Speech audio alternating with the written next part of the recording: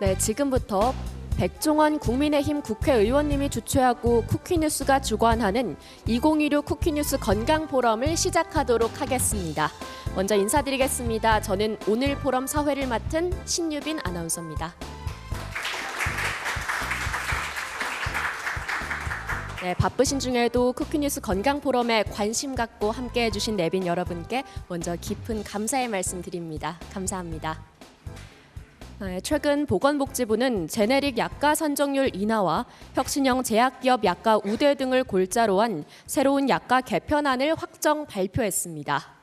정부는 이번 개편을 통해 제약업계의 R&D 투자를 독려하고 신약 개발 능력을 끌어올려 글로벌 제약 강국으로 도약하고자 합니다. 하지만 한편에서는 약가 인하에 따른 수익 감소가 오히려 신약 개발 역량을 약화시킬 수 있다는 우려의 목소리도 함께 나오고 있는데요. 이처럼 신약 접근성 확대와 제약 혁신의 균형을 두고 정부와 산업계의 시각 차이가 존재하는 것이 지금의 현실입니다. 이에 쿠키뉴스는 백종원 국민의힘 의원실과 함께 신약 접근성 확대와 제약 혁신의 균형, 환자 보장성 강화 방향을 주제로 현장 전문가들의 다양한 의견을 통해 합리적 의료 이용 방안을 모색하는 자리를 만들었습니다. 관심 어린 시선으로 끝까지 함께해 주시기 바랍니다. 네, 다음으로 2016 쿠키뉴스 건강포럼을 많은 분들께서 지지해 주셨는데요. 바쁜 일정으로 부득이하게 참석하지 못하셔서 영상으로 말씀 전해 주셨습니다. 먼저 이번 포럼을 주최하신 국민의힘 백종원 국회의원님 인사 말씀 영상으로 만나보시겠습니다. 여러분 반갑습니다. 국회 보건복지위원회 부산 금정구 국회의원 백종원입니다. 오늘 2026 쿠키뉴스 건강포럼 개최를 진심으로 축하드리며 뜻깊은 자리에 함께 하지 못한 점 양해 부탁드립니다. 오늘 포럼의 주제처럼 신약 접근성 확대와 제약 혁신의 균형을 우리 보건의료가 반드시 함께 풀어가야 할 과제입니다. 저는 국회 보건복지위원회 위원으로서 활동하면서 치료제가 있어도 건강보험급여가 되지 않아 치료를 포기해야 하는 환자들의 절박한 목소리를 직접 들어왔습니다. 이는 개인의 문제가 아니라 국가와 사회가 함께 풀어야 할 구조적 과제입니다.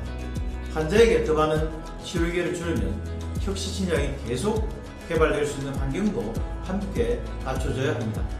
동시에 혁신 신약이 계속 나오려면 연구개발에 투자한 기업이 정당한 보상을 받는 생태계가 뒷받침되어야 합니다. 보장성과 혁신, 이 두 가지는 서로 대립하는 가치들이 아니라 서로 상생하는 가치입니다.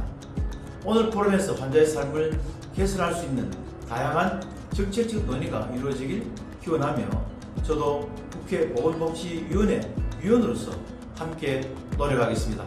감사합니다. 여러분 안녕하십니까. 이재명 대통령 직속 규제합리화위원회 부위원장을 맡고 있는 박용진입니다. 오늘 토론회에 함께해 주신 여러분들께 인사드립니다.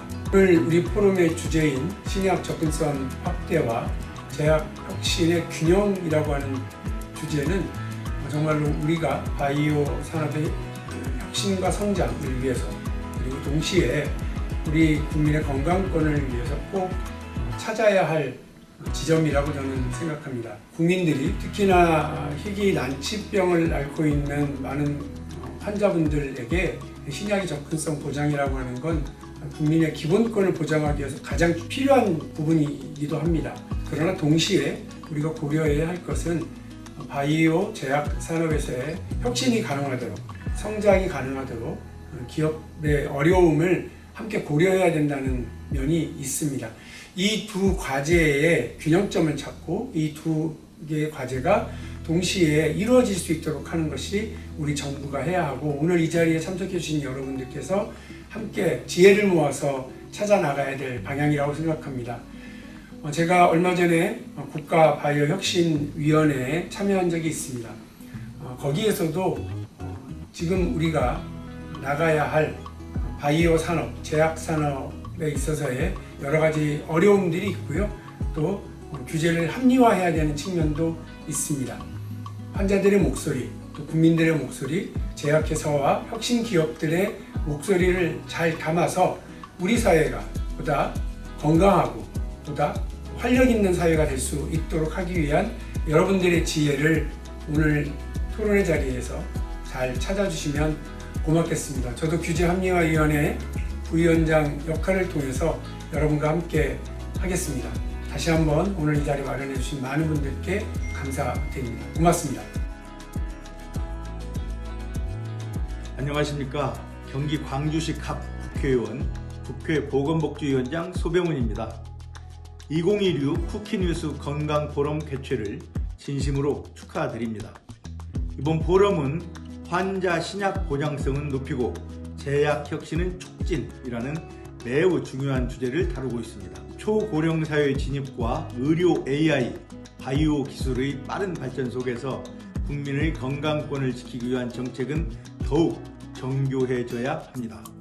동시에 우리 제약 바이오 산업이 글로벌 경쟁력을 갖춘 미래 성장 동력으로 자리 잡을 수 있도록 규제 혁신과 연구개발 지원도 함께 추진되어야 합니다. 환자 보호와 산업 혁신은 함께 가야 할 국가 보건의료 전략의 두 축입니다.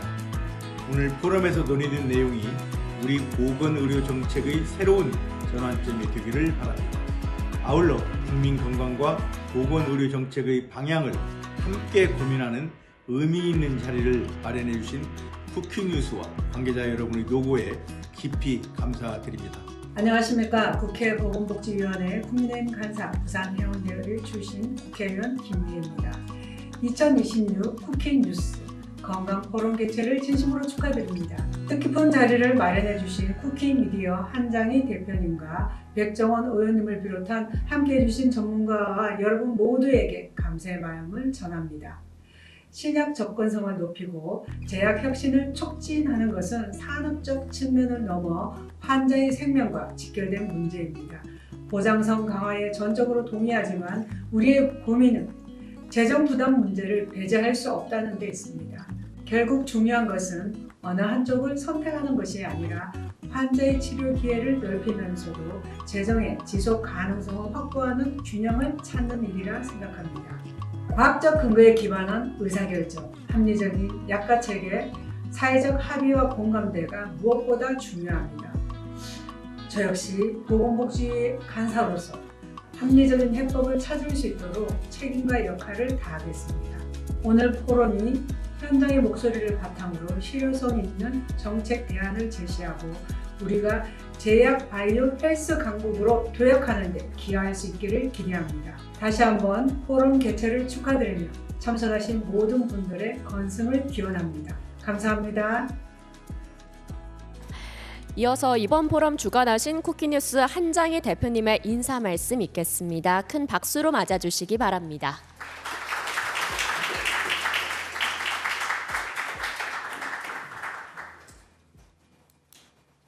안녕하십니까. 쿠키뉴스 대표 한장입니다.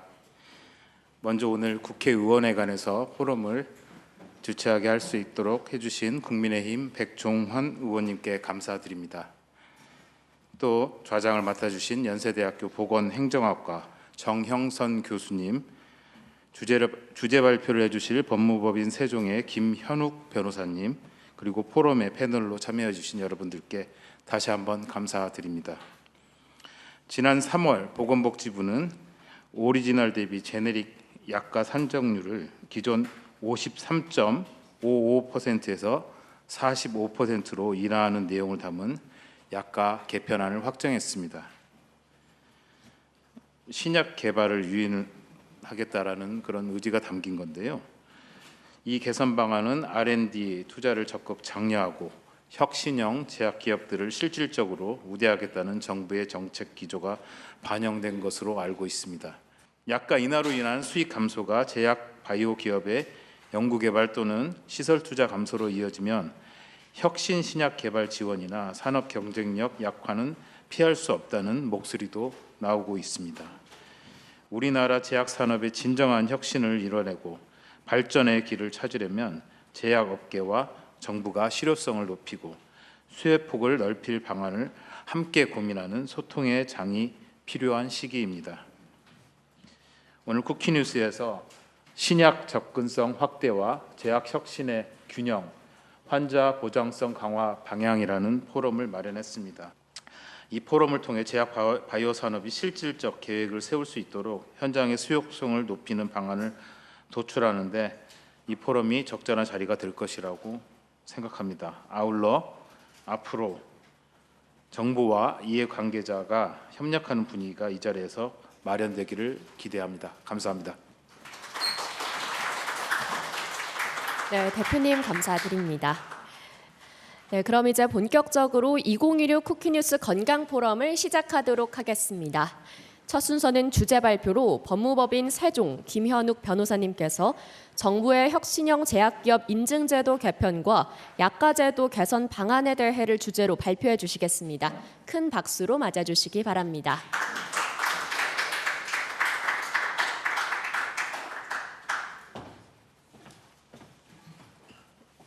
예, 안녕하십니까.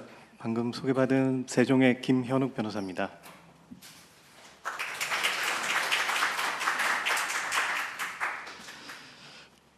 지난 1월 26일에 백종원 의원님 주최로 약가제도 개편에 대한 국회 토론회가 또 있었습니다. 그때 또 많은 분들이 오셔서 굉장히 의미 있는 시간을 가지고 소통하셨고, 작년 11월에 발표됐던 안보다 적어도 제가 볼 때는 진전된 그 토론회를 계기로 여러 가지 소통의 결과물이겠죠.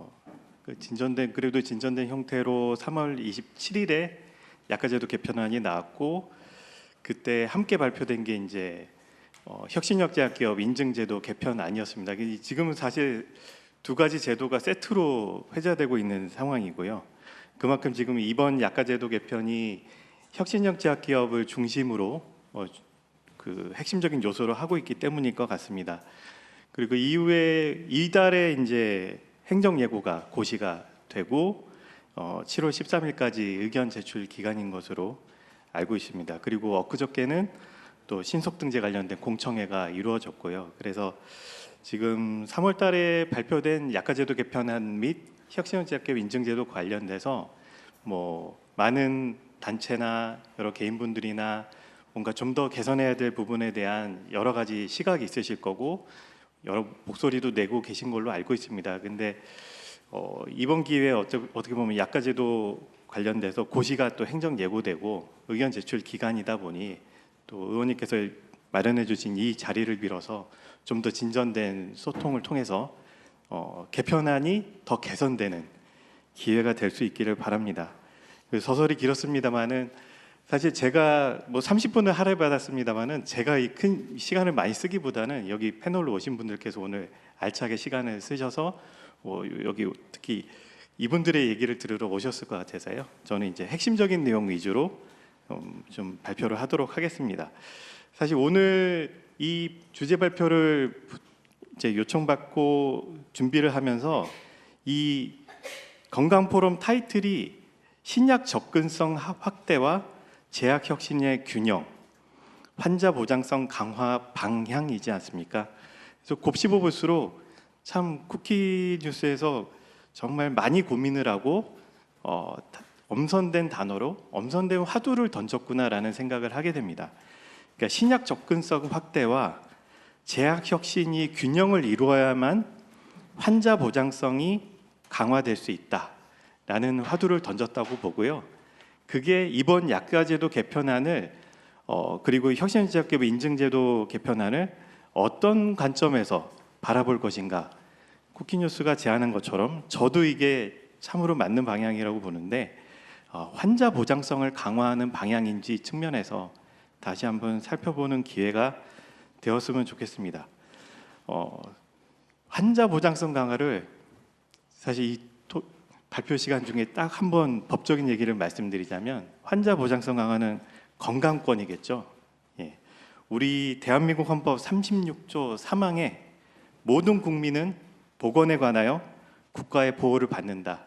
이게 보건권 내지는 건강권에 관한 헌법이 보장하는 기본권입니다. 사실 오늘 이야기하는 이 주제에 어떤 관통하는 구슬을 꿰는 실은 환자의 보장성, 더 나아가서 국민의 기본권인 건강권 측면에서 이번 개편안이 좀 더 다듬어질 부분은 없을지 뭔가 균형점을 다시 한번 찾아야 될 필요가 있는 부분은 없는지 생각해보는 계기가 되었으면 좋겠습니다.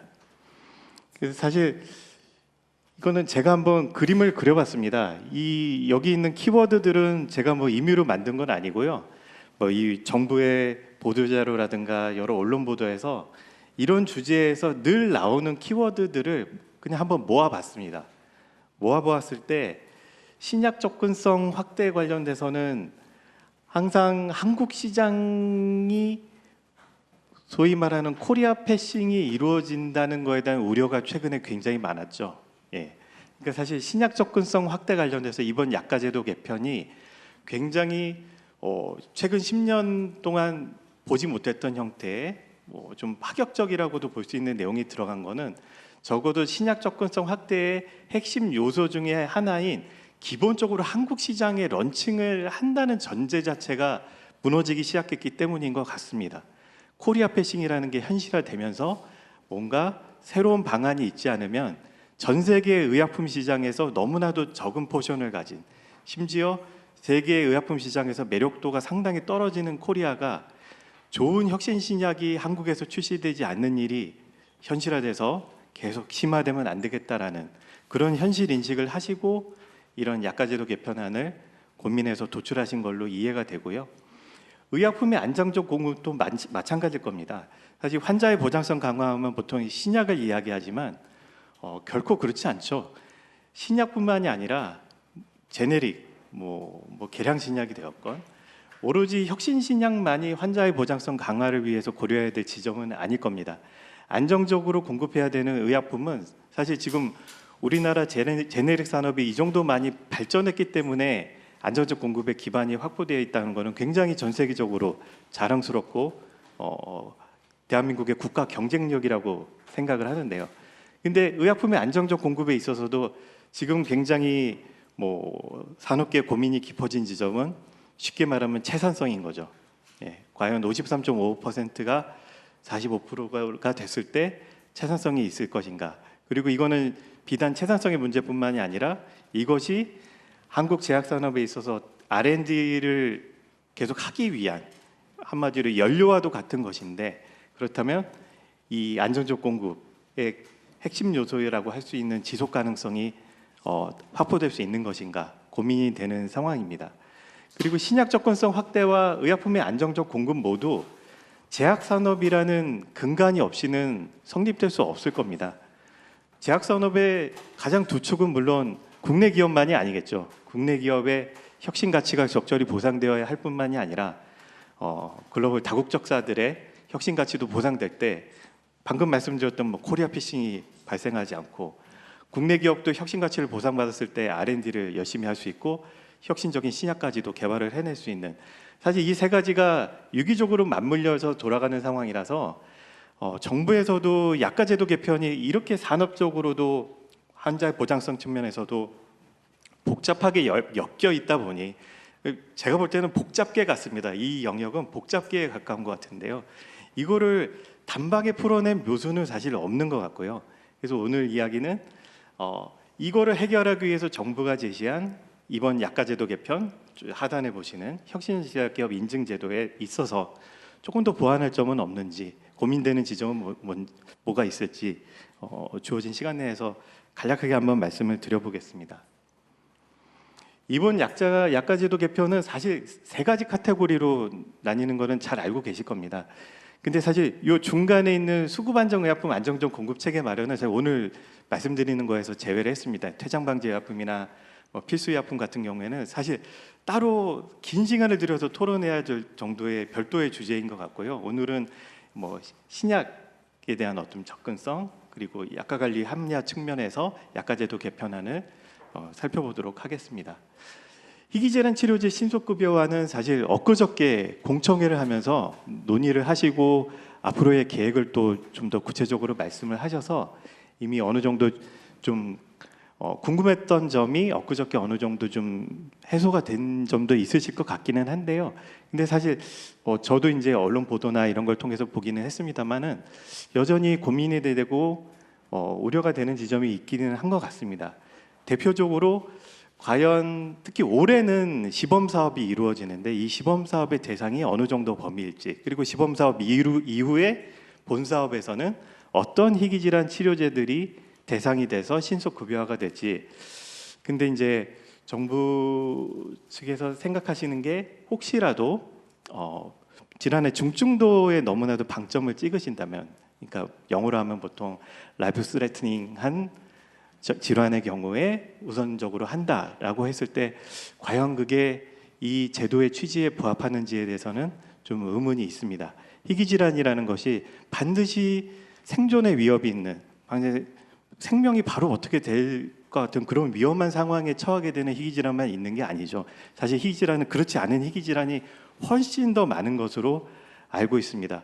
근데 살아도 살아있는 게 아닌 그렇게 고통스러운 삶의 질이 너무나도 떨어지는 희귀질환이 많은 상황이고, 다행히 그러니까 희귀질환 치료제는 5%도 없다고 하죠. 거의 치료제 자체가 별로 없는데 그런 삶의 질이 현저히 떨어지는 질환에 대한 치료제가 등장했음에도 불구하고 사실 이 제도의 수혜를 받지 못한다면 그거는 이 제도를 좀 결단을 내리시고 이렇게 도입하려는 취지에 부합하지 않는 것은 아닌가라는 아쉬움이 있습니다. 그리고 많이들 걱정하신 부분이 또 사후 평가가 너무나도 강력하게 됐을 때 어떻게 보면 이제 코리아 패싱이 재현되는 우려가 있지 않을까, 뭐 여러 가지 입장에서의 각각의 입장 차이에 따른 주장들이 있으신 것으로 알고 있는데요. 사실 이 부분에 대해서는 뭐 이후에 패널 토론하실 때나 발표하실 때 논의가 좀 더 있을 것 같아서 사실 저는 이 자리를 빌어서 제가 한 번쯤 말씀드리고 싶었던 거를 말씀드리고자 하는데요. 희귀질환 지정이 제가 볼 때는 너무나도 좀 조금 개선될 부분이 있을 것 같습니다. 일단은 이번 제도 신속등재 제도의 대상을 좀 폭넓게 인정돼야 될 필요성은 방금 말씀드린 것 같고요. 이 희귀질환이 지정돼야 이 신속등재 트랙이라도 탈 수 있을 텐데 희귀질환 지정이 우리나라가 좀 많이 오래 걸립니다. 1분기에 이 희귀질환 극복의 날이 2월 29일이지 않습니까? 그래서 2월 말일에까지의 신청분을 모아서 그 해에 4분기 때 지정을 해서 그 다음 해에 산정특례 대상이 되거든요. 그래서 지금 희귀질환으로 지정해달라고 신청을 하면 내년 4분기 때 정해지고 내후년에 산정특례가 되거든요. 그러니까 이 사이클이 너무 깁니다. 그래서 사실은 희귀질환 관련된 혁신적인 신약이 들어온다고 하더라도 이 앞단의 관문이 너무 오래 걸려서 제가 항상 의문이 들었던 게 이게 이제 신속성의 측면에서 이 제도가 의미가 큰 건데 이걸 100일로 단축을 하더라도 지금 희귀질환 지정 안 돼 있으면은 한 2년 넘게 걸리는 거거든요. 그러니까 이 부분도 좀 고려를 해주셔야 되지 않을까라는 거를 한번 이 기회를 빌어서 말씀을 드리고 싶었습니다. 그리고 한 가지 더 말씀드리면은 이 희귀질환 관련돼도 굉장히 중요한 게 환자의 의료비 부담이 워낙 크다 보니까 이 질병청에서 하는 의료비 지원 사업이 있거든요. 그러니까 본인 부담금 상당액을 이제 지원해주는 제도인데 아직까지도 부양 의무자 가구 소득재산 기준에 따라서 지원을 안 해주는 경우가 있습니다. 그래서 사실 웬만한 사회보장제도에서는 부양 의무자 기준은 없어진 지 오래됐거든요. 이게 아직도 남아 있어서 그래도 다행히 올해 1월 달에 단계적으로 폐지한다고는 하셨는데 이거는 정말 빨리 폐지를 하셔야 되지 않을까라는 말씀을 이 자리를 빌어서 드리고 싶었고요. 그리고 환자 가구 소득재산 기준 같은 경우에도 4대 지금 혈우병, 고쉐병 이렇게 몇 가지 질환만 좀 완화된 기준을 적용하고 나머지 질환에 대해서는 좀 기준이 좀 스트릭트합니다. 그래서 환자 가구 소득재산 기준도 좀 4대 질환과 나머지 기준을 좀 일원화시키는 형태로 해야 경제적인 측면에서의 희귀질환 치료제에 대한 접근성이 진정으로 확보되지 않을까라는 말씀을 이 자리를 빌어서 좀 드리고 싶습니다. 평가체계 재정립이라는 타이틀이지만 사실은 방금 보셨던 희귀질환 치료제에 대한 신속 트랙을 희귀질환 치료제 이외의 혁신 신약으로 확대하겠다는 계획으로 분명히 그렇게 이해가 되고요. 그게 이제 마련을 추진하시는 게 2028년부터인데 사실 내후년이니까 그렇게 멀지 않은 것 같거든요. 근데 이거랑 연계해서 앞에 거를 다시 생각해 보면 희귀질환 치료제에 대한 신속등재 트랙을 너무나도 협소하게 운영한다면은 과연 희귀질환 이외의 혁신신약까지 확대함에 있어서도 얼마만큼을 기대할 수 있는지 되게 의문이 드는 상황입니다. 그래서 사실은 이게 희귀질환 치료제부터 시작해서 희귀질환이 아닌 치료제까지 이런 형태의 체계로 이제 선등재하고 후평가하는 시스템을 좀 활발하게 활용을 하시고자 한다면은 이번 시범 사업부터 조금 더 문호를 많이 넓히셔야 이후의 로드맵과 좀 일치하지 않을까라는 생각을 해보았습니다. 아이소 인계값 상향이야 당연히 신약의 접근성 확대 중에서도 경제적 접근성이라는 요 요소를 고려를 하신 것 같습니다. 그래서 지금 연구 용역도 진행 중이신 것으로 알고 있는데요. 근데 사실 그 신약증 협상 대상 약제 세부 평가 기준 보시게 되면 오신 분들은 다 아시겠지만 이후에 보면 생존 기간 연장 등 최종 결과 지표에서 현저한 임상적 개선이 인정 가능한 경우라고 돼 있는데 이거 인정받기 엄청 어렵습니다. 그래서 이거 아이소 인계값 상향 조정 연구 용역 하시고 나면 이 기준도 개정을 해주셨으면 좋겠다는 말씀을 드리고 싶었어요. 짧은 소견이지만 좀 문제의식을 갖고 있었던 부분을 이렇게 쉽지 않은 기회라서 몇 가지를 이렇게 기회를 빌어서 짧은 소견이지만 말씀을 드립니다. 약가 유형 계약제 도입은 그야말로 코리아 패싱을 막기 위해서 도입하신 거인 동시에 이게 제약산업의 혁신 측면에서 국내 개발 의약품이 대외 경쟁력을 갖기 위해서는 로컬 가격이 또 중요하다 보니까 그런 측면에서 이 제도를 양쪽으로 활용하시기 위해서 도입한 것으로 알고 있습니다. 사실 정말 놀라운 결단이고요. 몇 년 전에 이제 중국에서 한국 약가 참조하기 때문에 코리아 피싱이 발생한다. 그래서 어떤 솔루션으로 뭐 이런 형태의 방식이 있을 수 있다라는 발표를 제가 한 적도 있었는데 굉장히 감회가 남다르고요. 이게 실제 제도가 시행된 걸 보고 굉장히 감동스러웠습니다. 근데 조금 더 아쉬움이 있는 지점은 사실 유형계약제로 기존의 뭐 RSA나 이런 걸로 이제 계약 체결했던 데서 전환을 하고자 할 때 그게 좀 쉽지는 않은 것 같더라고요. 기왕 굉장히 좋은 제도를 만드셨으니까 RSA 스킴이 아마 좀 복잡해서 그러실 것 같긴 합니다. 근데 이 유형계약제로의 전환이 좀 활발하게 이루어질 수 있도록 그 연결 통로를 좀 열어주시는 그런 개선이 좀 이루어졌으면 하는 바람을 말씀드립니다. 혁신형 제약기업에 대한 우대가 강화되고 준혁신형 제약기업 우대가 신설된 거는 뭐 사실 다언을 요하지 않죠. 이미 너무나도 잘 알고 계신 부분이고 요거는 요 해당 챕터 부분에서 다시 한번 말씀을 드리겠습니다. 사실 오늘 이 주제 발표를 준비하면서 어떻게 보면 제일 고민이 되는 부분일 거라고 생각한 게 이 꼭지입니다. 과연 53.5%의 산정률을 45%로 인하했을 때 지금 인하하겠다고 지금 고시에 대한 행정 예고를 하신 상황인데 이것이 국내 제약산업의 지속적인 성장, R&D 역량, R&D 동력을 기존처럼 유지할 수 있을까? 저도 고민이 되고 산업계도 굉장히 고민이 될 것 같습니다. 이거에 대해서 제가 뭐 어떤 방안을 저도 이렇게 제시해 드릴 수는 없는 상황이죠. 근데 일단은 이거에 대해서 조금 더 제약산업에 미치는 어떤 영향에 대한 좀 더 심도 있는 분석이 있으면 좋지 않았을까라는 아쉬움이 좀 강하고요. 그리고 일단은 이 산정률 자체를 다시 한번 균형점을 찾는 거 외에 할 수 있는 거를 생각을 해본다면 국내 기업이 혁신가치를 보상받고 다국적사가 혁신가치 보상받고 이런 혁신가치 보상의 측면, 산업 육성의 측면에서 지금 혁신형 제약기업 인증제도를 개편을 이번에 하신 건데요.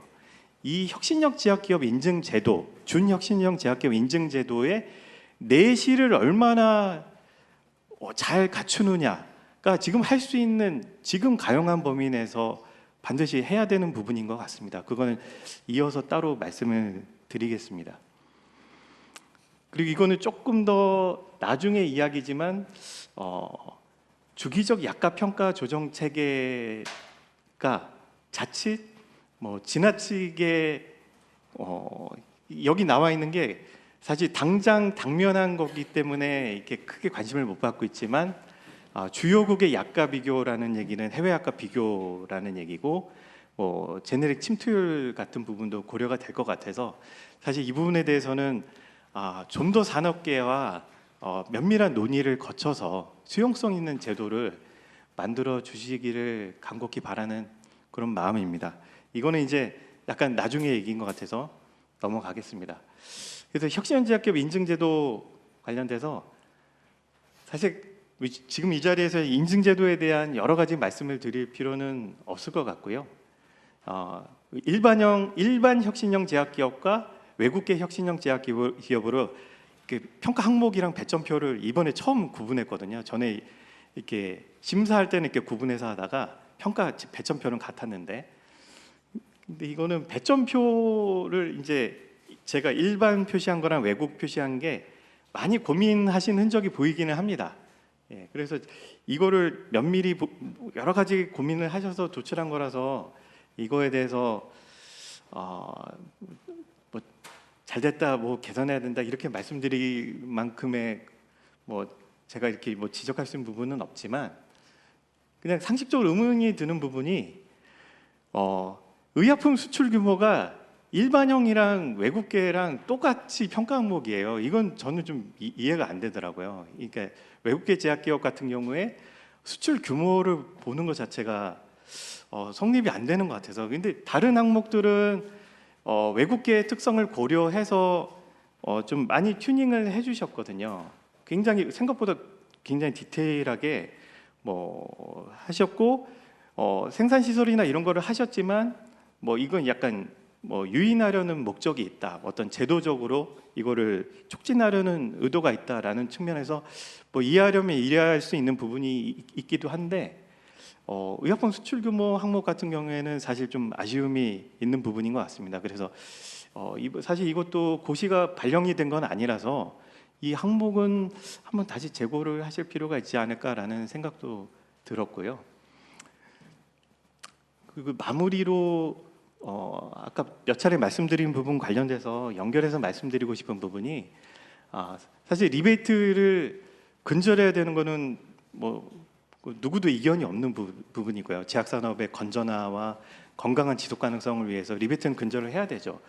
하지만 이제 5년 이전의 리베이트 행위를 결격사유에서 이제 제외한 거는 이제 행정기본법이라든가 여러 가지 법 체계상 정합성 있게 하는 차원에서 바람직한 방향이기도 했고, 사실 너무나도 오래전에 리베이트 행위를 가지고 지금 혁신형 제약기업 인증을 못 받는 거는 사실 맥센스하지 않는 게 맞는 것 같습니다. 그래서 이번에 그래도 5년 전에 리베이트 행위는 결격사유에서 제외하는 형태로 크게 제도 개선을 해주셨는데 좀 걱정이 되는 부분은 이겁니다.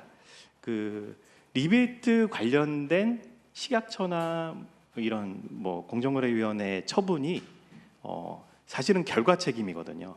그래서 그 행위 그게 어떻게 되고 그거를 따지지가 않고 이루어집니다. 그 얘기는 무슨 얘기냐면 개인이 일탈을 해서 했을 경우에 형사 사건에서는 그 법인에 대해서 그걸 분명히 수사를 하고 그 법인에 대해서 아무 책임이 없다고 생각되면 법인을 아예 기소하지 않거나 뭐 아예 입건이 안 되는 경우도 있습니다. 그야말로 법인에 대해서는 전혀 책임이 없다, 이거는 개인의 일탈임이 명백하다라고 판명된 사안들이 꽤 있습니다.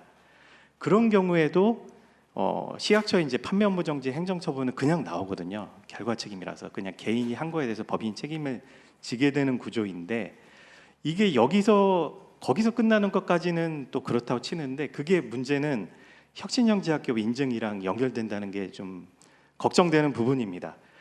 사실 그렇게 되면 얘기가 어떻게 연결이 되냐면 일개 직원의 일탈로 인해서 리베이트가 이루어졌는데 그 법인은 졸지에 혁신형 제약기업 인증이 날아가는 거죠. 그래서 사실 이 제도가 제가 말씀드린 것처럼 지금 할 수 있는 거는 혁신형 제약기업을 통해서 좀 뭔가 선택과 집중을 통해서 제약산업을 육성하겠다라는 기조로 강하게 가시는 것 같습니다. 그렇다면 혁신형 제약기업 인증이 안정적으로 좀 유지되는 게 굉장히 중요한 것 같거든요. 예측 가능성이라는 게 있죠.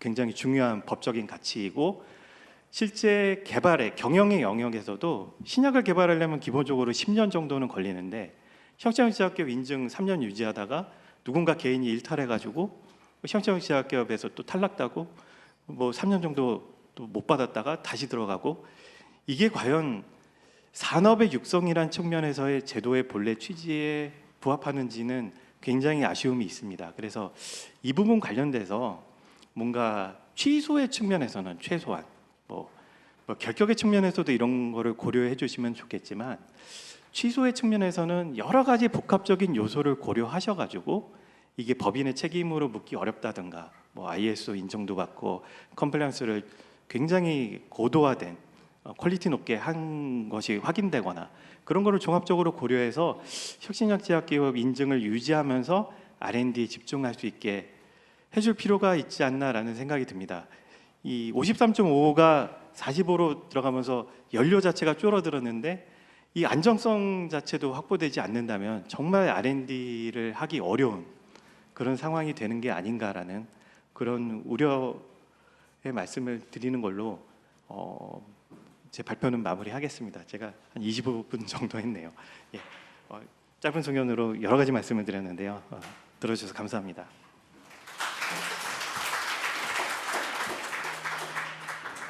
이제 패널 토론과 질의응답 순서 이어가 볼 텐데요.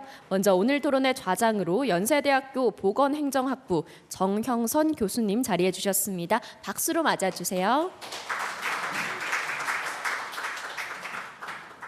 우선 혁신이라고 하는 것은 우리가 굉장히 장려해야 될 분야이기 때문에 또 그만큼 기여도도 있기 때문에 우리가 장려를 하고 하는데 지금 2012년도에 우리가 그 약가 인하라고 대변되는 뭐 커다란 변화가 있었고 그 뒤로 십몇 년 만에 그 비슷한 규모의 어떤 약가 인하 조치가 진행이 되면서 동시에 그렇게 해서 마련된 재원을 신약에 좀 더 투자한다라고 하는 그런 큰 흐름을 있는 것이 아닌가 저는 이렇게 생각이 됩니다. 그런 가운데 우리가 보장성 강화라고 하는 그런 측면도 우리 희귀 질환에 대한 그 고통을 겪고 있는 그런 분들에 대한 보장성 확대, 그 약에 대한 접근성의 확대라고 하는 측면과 함께 또 반대로 전체적으로 그래서 필요한 그 한정된 보험 재정 안에서의 그 약값에 대한 그 배분의 어떤 갈등의 문제 뭐 이런 것도 동시에 있기 때문에 좀 더 복합계에 가까운 어떤 그런 측면이 있는 것 같습니다. 그래서 그 다양한 그 측면들을 우리 그 김현우 변호사님께서 실무 경험도 상당히 있으셔서 세부 내용을 정확히 간파하시고 여러 가지 많은 제안을 이렇게 해주신 것으로 느껴지는데 여러 가지 이해관계도 있고 해서 그 부분들에 대해서 오늘 좀 토론을 하고 필요에 따라서는 플로어로부터 질문도 받고 뭐 이런 시간으로 진행을 해보도록 할까 합니다. 저 맨 왼쪽 그 플로어에서 볼 때 오른쪽에 계신 분부터 정진양 사무총장님. 안녕하십니까. 저는 사단법인 한국희귀난치성질환연합회에서 사무총장으로 일하고 있는 정진양이라고 합니다. 사실 오늘 이 자리에 토론문을 진작에 냈는데요. 내고 나서 지난 수요일 날 이틀 전에 그 사정이 좀 바뀌었습니다. 그 기대에 차서 갔던 신약 신속 등재에 대한 게 생각같이 이걸 썼을 때하고는 사뭇 다르게 진행이 되고 있는 것을 알았고 뭐 그거는 공청회였으니까 앞으로 달라질 거라는 기대를 더 강하게 갖게 된 자리였습니다. 오늘 제가 준비한 거에 대한 말씀을 제가 적어온 걸 토대로 해서 말씀을 드리도록 하겠습니다. 네. 작년 12월 말 지금으로부터 6개월 전에 저희 연합회 가입 단체가 88개였습니다. 6개월이 지난 지금은 93개가 됐고 현재 2개 단체가 가입을 상담 중에 있습니다. 평균 한 달에 한 단체씩 가입 단체가 늘어난 것인데 이는 정부의 영향이 큽니다. 작년 크리스마스 이브에 이재명 대통령께서 희귀질환 가족들을 위로하는 자리에서 소수라고 소외돼서는 안 된다며 희귀질환에 대한 국가 책임을 천명했고 올 1월 5일에는 복지부, 식약처, 질병청 등 정부가 희귀질환 관련 정책과 제도 개선을 발표한 이후에 이전보다 빠른 속도로 가입단체가 늘었기 때문입니다. 시간은 환자에게 제도보다 더 빠르게 움직입니다. 항상 제도가 늦는다는 말이죠. 이런 통설이 좀 깨졌으면 합니다. 정부는 계획을 마련했으면 빨리 실천해서 지금까지 의료적인 면에서나 복지적인 면에서 소외받아왔던 희귀질환 환자와 가족들이 아픔의 질이 너무 고약해서 삶의 질을 돌아볼 수 없었던 과거로부터 덜 아프고 그래도 행복한 일상을 체감할 수 있도록 해줘야 합니다. 희귀질환 치료제 신속 등재 관련한 공청회를 마련하는 등 정부도 이전보다는 움직임이 빨라진 모습이지만 그래도 더 속도를 내주길 바랬는데 엊그저께 공청회를 보면서 희귀질환 치료제 접근성은 신속하게 더 늦어지겠구나 싶었습니다. 과정이나 절차에 희귀질환 환자들의 목소리는 반영되지 않았기 때문입니다. 어쨌든 정부의 움직임에도 불구하고 그간의 일부 시민단체와 학계에서 이러저런 이유로 반대 성명이 나오는 걸 보면서 환자 사정을 몰라도 너무 모른다 싶어서 속상했고 아직도 그 마음을 놓을 수가 없습니다. 정부가 이런 반응 등으로 인해서 하려던 계획을 줄이거나 아예 없애지는 않을까 솔직히 걱정도 컸는데 그제 그 걱정이 현실이 된 것 같았습니다. 그러나 그 자리가 의견을 수렴하기 위한 공청회니까 이번 기회에 환자의 의견이 반영되어 치료제 접근성이 제대로 개선되길 바랍니다. 그동안 소외로부터 벗어날 거라는 희망과 기대에 부푼 우리 희귀질환 환자와 가족들이 낙심 정도가 아니라 절망할까 두렵지만 정부에 대한 신뢰가 깨질까 봐도 두렵습니다. 제발 환자가 원하는 것이 제도가 아니라 치료제라는 것을 다시 상기시켜 드립니다. 최근 업데이트된 정보에 따르면 세계적으로 환자가 약 4억 명으로 80억 기준인 그 인구에 비하면 20명당 1명이 희귀질환자이며 종류는 1만 개 이상이라고 합니다. 국내에서 유병 인구 2만 명이거나 진단이 어려워서 유병 인구를 알 수 없는 질환으로 헬프라인 등록 국가관리 희귀질환은 현재 올해 1,889개이고요. 매년 신규 희귀질환 발생 수는 5만 명 이상이며 희귀질환 중 유전자 질환의 비율은 80% 정도이고 치료제가 없는 희귀질환은 95%, 다시 말해서 5%만 치료제가 존재합니다. 아까 변호사님께서도 이 말씀을 주셨었는데요. 치료제가 있는 게 50%가 아니고 꼴랑 5%밖에 안 되는데 그 5%의 치료제 접근성이 OECD 국가 38개 중에 꼴찌 수준입니다. 허가율도 그렇고 급여율도 그렇고 이는 또 암하고 비교했을 때 3분의 1 수준인데요. 우리나라에서 암 치료제의 허가율이나 급여율은 그래도 30%가 넘는데 희귀질환 치료제의 허가율이나 급여율은 10%대라고 알고 계시면 10%입니다. 네. 작년 내내 그리고 올해 들어서 오늘 이 자리까지 저는 이 자리와 마찬가지로 계속해서 희귀질환 치료제 접근성에 관한 이야기를 하고 있습니다. 이는 치료제 접근성이 열악하기 때문입니다.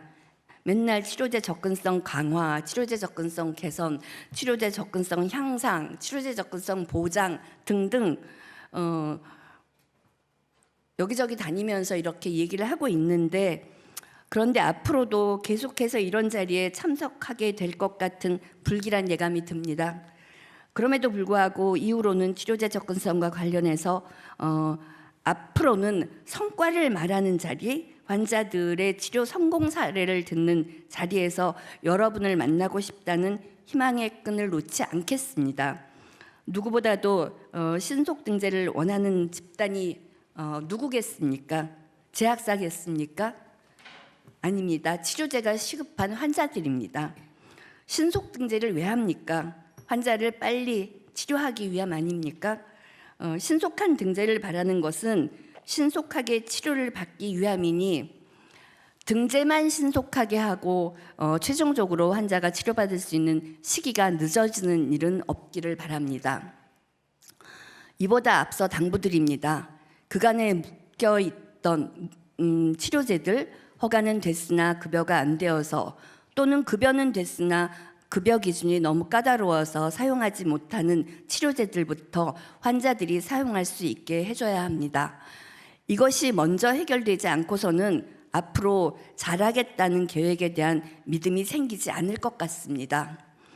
허가는 됐으나 아예 급여가 안 되는 특발성 폐섬유증, 보니펠린나 증후군을 비롯해 소아는 되지만 성인이라는 이유로 나이 제한에 걸려서 치료받지 못하는 신경섬유종, XLH, 저인산 휴소증은 물론 재발을 2회 이상 해야 사용할 수 있다던가 1년에 응급실을 2회 이상 가야 사용 가능하다는 등 죽으면 못 쓰고 2번 정도 죽다 살아나면 쓸 수 있는 시신경 척수염증, 중증 근무력증 등 급여 폭이 까다로워서 아직까지 치료제 접근성이 제로인 우리 환자들이 올해 안에는 치료를 시작할 수 있는 날이 하루라도 빨리 오기를 기대합니다. 치료제 접근성은 환자가 치료제로 치료받을 때 높아집니다. 그렇게 되기 위해서는 정책과 제도의 변화는 필요합니다. 그런데 그 변화가 거꾸로 가서야 되겠습니까? 그렇게 되지 않기를 바라고 믿습니다. 어렵게 결단하고 진심으로 노력하는 보건당국에 환자들은 열렬히 지지와 화이팅 하시길 간절히 구합니다. 다시 한번 말씀드리지만 환자가 애타게 원하는 것은 좋은 제도나 정책이 아니라 치료제라는 것, 빨리 치료를 받을 수 있게 해달라는 것입니다. 치료받을 수 있어서 감사하다는 말, 환자들을 대신해서 제가 먼저 드리겠습니다. 감사합니다. 예, 감사합니다. 그 희귀질환 입장에서 그 구구절절한 요구사항이 있었는데요. 한 가지 좀 확인하고 싶은 것은 지금 정부가 신속 등재라든지 뭐 여러 가지 발표를 했고 한데 지난번 공청회 쪽이나 이쪽에서 뭔가 더 실망을 했다라고 앞부분에 좀 말씀을 하신 것 같은데 특별히 정부의 발표라든지 이런 거에도 불구하고 실망을 느낀 부분들이 뭐였는지 한번 확인만 좀 해주시겠어요? 이 다음 논의를 위해서 필요한 것 같아가지고. 예, 이틀 전 27일 날 그 공청회가 있었어요. 근데 그때 이제 되게 열심히 준비하시고 복지부하고 심평원에서 자료 준비하시고 말씀 주셨는데 그 안에는 환자가 없습니다. 이를테면 제가 오죽하면 단어를 찾아봤는데 환자의 의견 청취, 그러니까 이 치료제 접근성이 높아지는 거를 뭘로 확인을 할 수 있겠습니까? 환자가 치료받는 결과적으로 환자가 치료받는 거에서 높아지는 건데 환자에 대한 의견 반영이 전혀 안 돼 있고 강화된 것은 이전과 절차나 과정은 다 똑같은데 뒷단에 가서 사후 관리 부분에 있어서 그 부분은 굉장히 강화가 돼 있습니다. 그러니까 신속 등재는 빨리 할지 몰라도 아니면 이 시기를 신속 등재라는 걸로 빨리 뭐 하실지. 근데 그것도 그래요. 시범 사업을 한다고 되어 있는데 언제부터 시범 사업을 할 건지, 어떤 방식으로 시범 사업을 할 건지, 시범 사업은 몇 년을 할 건지, 뭐 이런 구체적인 내용이 전혀 없었습니다. 그래서 그래서 드리는 말씀이었습니다. 예, 네. 알겠습니다. 네. 다음으로는 그 한국 글로벌 의학산업협회 최인아 전무님 부탁드리겠습니다. 네, 안녕하세요. 소개받은 한국 글로벌 의학산업협회 최인아입니다. 예, 오늘 시기적절하게 이런 귀중한 자리를 마련해 주신 쿠키뉴스와 또 국회의원 백종원 의원님 등 여러 관계자께 감사드리고요. 오늘 이 자리에 참석하신 분들께도 감사드립니다. 저도 그 명확하게 그 인지를 못했는데 오늘이 환자의 날이라고 합니다. 네, 그래서 그 환자에게 또 저를 포함한 앞으로 환자가 될 수도 있는 우리에게 이 신약의 의미는 뭘까 이런 생각을 한번 해봤습니다. 예, 그 신약은 단순히 그냥 치료제의 어떤 추가가 아니라 지금 나오는 이런 혁신성 신약은 어떤 환자에게 희망이고 미래이고 또 더 나은 삶의 기회를 가질 수 있다는 그런 어떤 기대감 같습니다. 그래서 이 신약의 보장성을 확보하기 위해서 많은 분들이 애를 쓰는 것 같습니다.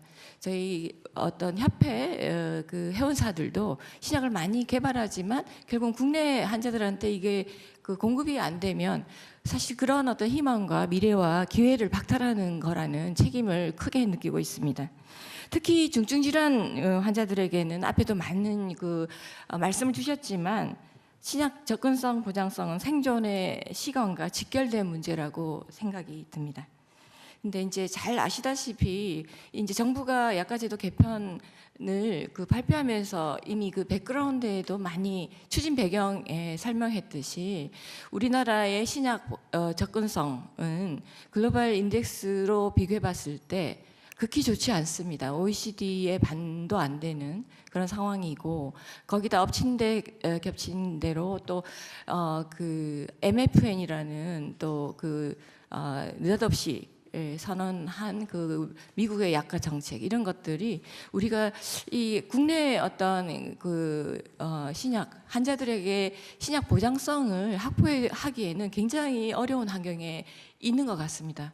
근데 이제 그 정부가 이런 어떤 그 약가제도 개선 방향을 발표하면서 뭔가 개선이 되겠구나 하면서 굉장히 희망을 가지고 지금 그런 어떤 논의에 있다고 생각합니다. 저도 이 토론문을 제출할 때 상황과 또 오늘 상황이 좀 달라서 이 토론에 있는 내용에서 조금 벗어나시더라도 이제 일을 해주시면 좋겠습니다. 그래서 지금 어쨌든 그 국내와 국외 그 선진국 OECD 선진국과의 어떤 접근성 격차는 결국 그 중증 희귀질환 환자를 포함한 환자 모두에게 어떤 치료 기회 격차로 이어지고 있습니다. 그래서 이게 우리나라 환자들의 어떤 생존과 또 국가의 경쟁력 이런 부분을 제고해야 될 시점에 있는 것 같습니다. 이런 측면에서 저도 그 정책적으로 한 3가지 정도 그 제안을 드립니다. 그 우선 정부가 발표한 신속 등재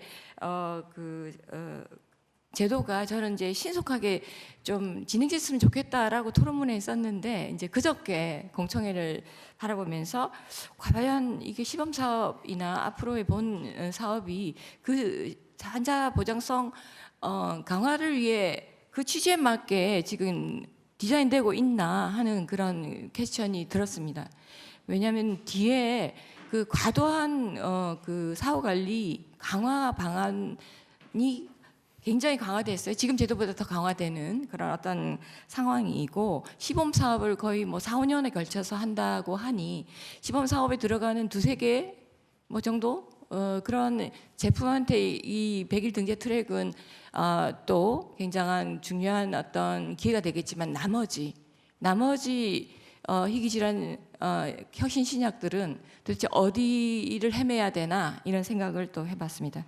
두 번째는 저희가 이제 그 파지티브 시스템을 도입한 지 거의 이제 20년이 돼 가고 있는데 현행 아이서를 기반으로 하는 획일적인 평가 방식이 희귀 질환 그 신속 혁신 신약을 담을 수 있을까 하는 의문이 듭니다. 무슨 아이서 개선 방향도 지금 약가 개선 제도 계획에 들어 있지만 약간의 뭐 그런 그 상향 조정으로 과연 이런 그 혁신 신약 외국에서 지금 그렇죠. 계속 고가가 나오는 거에 대해서 또 걱정도 많이 하시지만 현실입니다.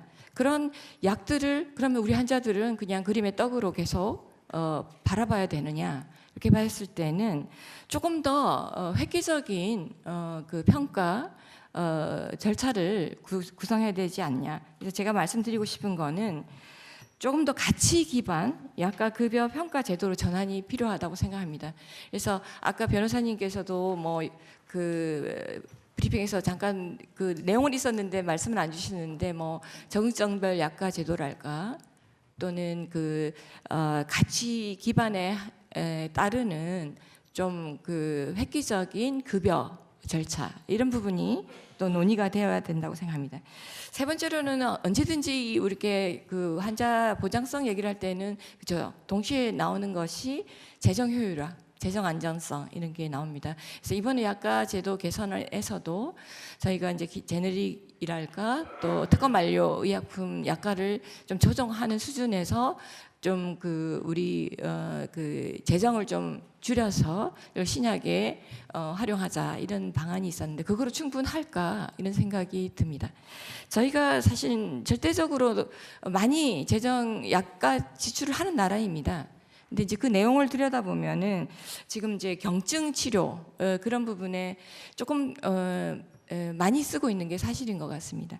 그래서 한정된 지원을 보다 중증도 높고 또 굉장히 혁신적으로 그 어떤 언매니지가 있는 치료제에 좀 그 이 재정을 투입하려면 조금 그 재정 운영 체계의 고도화가 필요하다라고 생각합니다. 실제로 대국민 인식 조사가 작년에 있었는데요. 우리 국민들의 인식이 상당히 높습니다.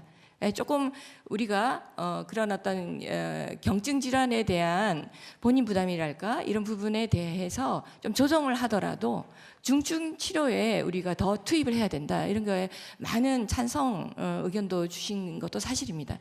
이제 이런 부분을 정부가 좀 더 좀 구체화시킨다면 우리가 이런 재정 운영에 있어서 조금 더 안정화, 효율화를 꾀할 수 있지 않을까. 그래서 지금 안타깝게 신약 접근성을 호소하는 많은 희귀질환 환자들에게 희망과 또 미래와 기대를 충족시켜 드릴 수 있지도 않을까 이런 기대를 해봅니다. 예, 저희 협회에서도 또 의약품 공급자로서 가지는 책임과 역할, 의무를 굉장히 엄중히 생각합니다. 항상 상생의 정책 파트너로서 지속하게 협조하도록 하겠습니다. 감사합니다. 예, 제가 뭐 하나하나 요약하지는 않겠습니다. 한 가지 이제 여러 가지 요구 사항 중에 정부 발표에도 일부 내용이 들어가 있는데 그 아이서에 대한 그 인계값에 대한 그 좀 말씀이 있었는데 그 공식적인 아이서 스레시홀드가 전에는 공식적으로 발표되어 있는 건 아닌 걸로 제가 이렇게 인지를 하고 있었는데 그 업계나 그 지금 말씀하신 뭐 글로벌 의학산업협회 입장에서는 아이서 값이 어느 정도로 정해져 있다고 생각을 하십니까? 아니면 실제로 알고 있는 게 있나요? 심평원에서 매년 네. 그 아이서 인계값을 주는 일반 약제, 그다음에 항암제, 희귀약제, 아이서를 부여한 그런 신약 급여 수치를 제공하고 있습니다. 네. 제공하고 있어요? 네. 이따가 혹시 그거를 개편하는 방향이 어떻게 한다는 건지 왜냐면은 뭐 경제성 평가라고 하는 거는 포지티브가 나온 2007년 이후로 저는 이제 학교에서 경제성 평가 자체를 가르치는 건 아니더라도 뭐 보건 경제학이라든지 이런 거 하면서 경제성 평가를 하는데 일부 다루는데 경제성 평가의 그 값이라든지 뭐 이런 거는 그냥 시작할 때 끝날 때 항상 하는 얘기는 이거는 참고 사항이지 절대적인 게 아니다. 고려돼야 할 사항이 굉장히 많다. 그런데 보니까 지금 나오는 제안이나 개선안 자체가 그때 얘기한 그런 고려 사항에 대해서 보다 더 강조하는 그런 내용이라서 이따가 그 개편 내용을 누군가 좀 더 확실하게 얘기를 해줄 필요가 있지 않나 하는 생각이 좀 들었습니다. 다음으로는 한국제약바이오협회 보험정책실장님 박선은 실장님 부탁드리겠습니다. 네, 안녕하십니까. 한국제약바이오협회 보험정책실 박선은입니다. 먼저 오늘 토론회 자리를 마련해 주신 백종원 의원님과 쿠키뉴스에 감사의 말씀 드립니다. 오늘 저는 이 자리를 빌어 이번 약가제도 개편안과 혁신형 제약기업 인증 관련 향후 제도 보완 과정에서 함께 논의되었으면 하는 몇 가지 사항을 말씀드리고 싶습니다. 앞서 김현욱 변호사님께서 발제하신 내용에 국한하지 않고 조금 더 확대된 내용을 포함해서 말씀드리게 될 것 같습니다. 오늘 제가 말씀드리고 싶은 내용 중 첫 번째는 국내 제약사들이 개발한 신약에 대한 우대 방안입니다. 이번 약가제도 개편안에는 혁신형, 준혁신형 기업이 개발한 제네릭에 대한 약가 우대 방안이 포함되어 있습니다.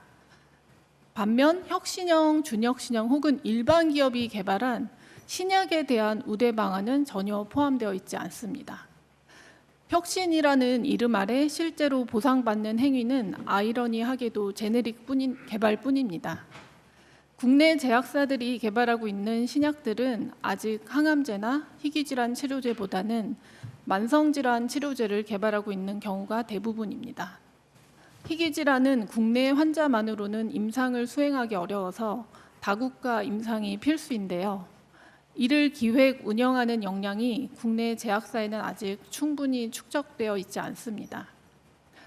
이번 정부에서 강조한 신약 생태계 조성에서 만성질환 약제를 개발하고 있는 국내 개발 신약들에 대한 우대 방안이 빠져 있는 것은 매우 아쉬운 지점입니다. 더욱이 기능제 약가 인하가 착수되면 전반적인 약가 수준이 낮아지게 될 것이고 이는 곧 국내 제약사들이 개발한 신약들은 더욱더 출시가 어려운 상황에 직면하게 된다는 뜻입니다. 따라서 대체약제와 비슷한 수준에서 약값이 결정되는 대부분의 만성질환 약제들에 대한 제도 보완이 반드시 필요하다라는 의견을 드립니다. 두 번째는 필수약품과 퇴장방지 의약품에 대한 내용입니다. 이번 약가제도 개편안에는 퇴장방지 의약품에 대한 정책가산 10% 부여 방안이 포함되어 있습니다. 그러나 실제 내용을 살펴보면 해당 정책가산은 현재 약가의 10%가 아닌 적정 이윤의 10%를 산정하는 방식으로 설계되어 있습니다. 이로 인해 실제 가격에 반영되는 금액은 턱없이 낮은 수준에 그치고 있어 공급 안정화라는 제도 본래의 취지를 달성하기에 매우 부족합니다. 퇴장방지 의약품 제도는 저가 필수약품의 시장 이탈을 막고 안정적 공급을 보장하기 위해 도입된 것입니다. 그러나 정책 가산이 이처럼 형식적인 수준에 머문다면 업체 입장에서는 공급을 유지할 경제적 요인이 사실상 존재하지 않습니다. 이에 정책 가산은 적정 이윤의 10%가 아닌 현재 약가의 10% 혹은 그 이상을 부여하는 것이 필요합니다.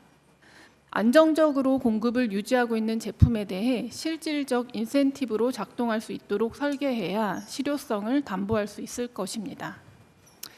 더불어 퇴장방지 의약품 원가 산정 부분에 대해서도 한 가지 말씀드리고 싶습니다. 현재 업체들은 퇴장방지 의약품 지정 및 원가 산정을 위해 수많은 자료들을 제출하지만 어떻게 원가가 산정되는지 파악하기 어려운 실정입니다. 원가 산정 기준과 절차를 투명하게 공개하고 나아가 산정 결과와 평가 내용 역시 해당 업체가 직접 확인할 수 있도록 공개하는 체계 마련이 필요할 것 같습니다. 이를 통해 업체가 예측 가능한 범위 내에서 공급 여부를 합리적으로 결정할 수 있는 환경이 조성되어야 합니다. 퇴장방지 의약품과 필수약품의 안정적 공급은 환자 보호의 최전선입니다.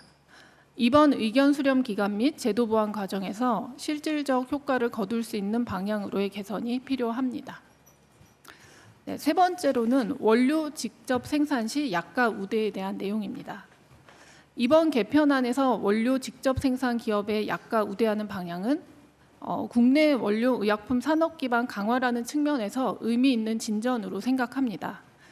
다만 이 제도를 실효성 있게 운영하기 위해서는 국내 제약사의 특징을 이해할 필요가 있겠습니다. 국내 제약사들은 생산 효율성과 전문성 확보를 위해 원료 합성 및 생산 기능을 계열사나 자회사 형태로 분리 운영하는 기업들이 적지 않습니다. 실제로 많은 기업들이 원료 합성은 전문 계열사나 자회사에서 담당하고 완제의약품은 별도 법인에서 수행하는 형태로 운영하고 있습니다. 이는 생산 효율성과 전문성을 높이기 위한 합리적인 산업 구조입니다. 그런데 이번 개편안은 자사 직접 생산만을 우대 요건으로 인정하고 있어 자회사나 계열사에서 생산한 원료를 사용하는 경우에는 사실상 혜택에서 배제됩니다. 완제의약품 회사가 자회사의 원료를 사용하더라도 이는 실질적으로 국내에서 원료를 생산하고 활용하는 것임에 불구하고 제도적으로 인정을 받지 못하는 상황입니다. 정부가 이 부분에 신중한 입장을 취하는 배경이 있다는 점은 업계에서도 충분히 이해합니다. 다만 해법은 일괄 배제가 아니라 자회사, 계열사를 통한 국산 원료 사용도 인정하되 약가 우대 이후에 원료 직접 생산이나 유지 여부를 정기적으로 확인하는 사후 관리 방안을 함께 도입하는 것이 현실적인 절충안이 될 것입니다. 이러한 방식이라면 인정 범위 확대로 인해 발생할 수 있는 부작용도 충분히 보완할 수 있을 것입니다. 원료 직접 생산과 약가 우대 정책이 실질적인 효과를 거두기 위해서는 국내 제약 산업의 현실적인 구조를 반영한 합리적인 약가제도 개편안이 시행되어야 한다는 점 강조드립니다. 네, 마지막으로 오늘 토론 주제가 혁신형 제약기업 인증제도 관련해 연관이 있는 만큼 한 말씀만 더 드리고자 합니다. 앞서 김현욱 변호사님께서도 말씀을 주셨는데 현재 혁신형 제약기업 인증제도 개편이 진행 중입니다. 이번 개편안에서는 오래전에 발생한 리베이트 위반 행위로 인해 혁신형 제약기업 인증이 취소되어 기업의 예측 가능성과 법적 안정성이 저하되었던 문제가 개선되는 방향으로 수정되었다는 점은 긍정적으로 평가합니다. 다만 여전히 개인의 일탈 행위가 법인의 자격 취소까지 연결되는 구조는 기업 입장에서 적지 않은 부담으로 남아 있습니다. 기업 전체가 통제하기 어려운 개인의 행위에 대해 법인이 연대 책임을 지는 방식은 제도 개선이 필요한 부분입니다. 이러한 내용들이 합리적으로 개선될 때 기업들은 R&D와 혁신에 더욱 집중할 수 있는 환경이 만들어지고 정부가 강조하는 5대 제약 강국으로 도약도 가능해질 것이라고 생각합니다. 네, 정말 끝으로 한 말씀 더 드리겠습니다. 결국 국내 제약사들이 혁신적인 신약을 개발하고 필수약품과 태장방지 의약품을 안정적으로 공급할 수 있는 환경이 만들어지는 것이야말로 환자의 보장성을 강화하고 좋은 약에 대한 접근성을 높이는 가장 근본적인 방법이라고 생각합니다. 오늘 말씀드린 내용들이 단순한 업계의 요구가 아니라 환자와 산업이 함께 성장할 수 있는 방향으로의 제언임을 이해해 주시기 바랍니다. 오늘 논의된 내용들이 이번 약가제도 개편이 시행되는 과정에서 잘 녹아들을 수 있도록 복지부 심평원 공단 관계자분들께도 적극적인 관심 부탁드립니다. 감사합니다. 네. 예, 많은 그 요구 사항 내지는 보완 사항에 대한 제안을 해주셨습니다. 뭐 요약은 생략하도록 하겠습니다.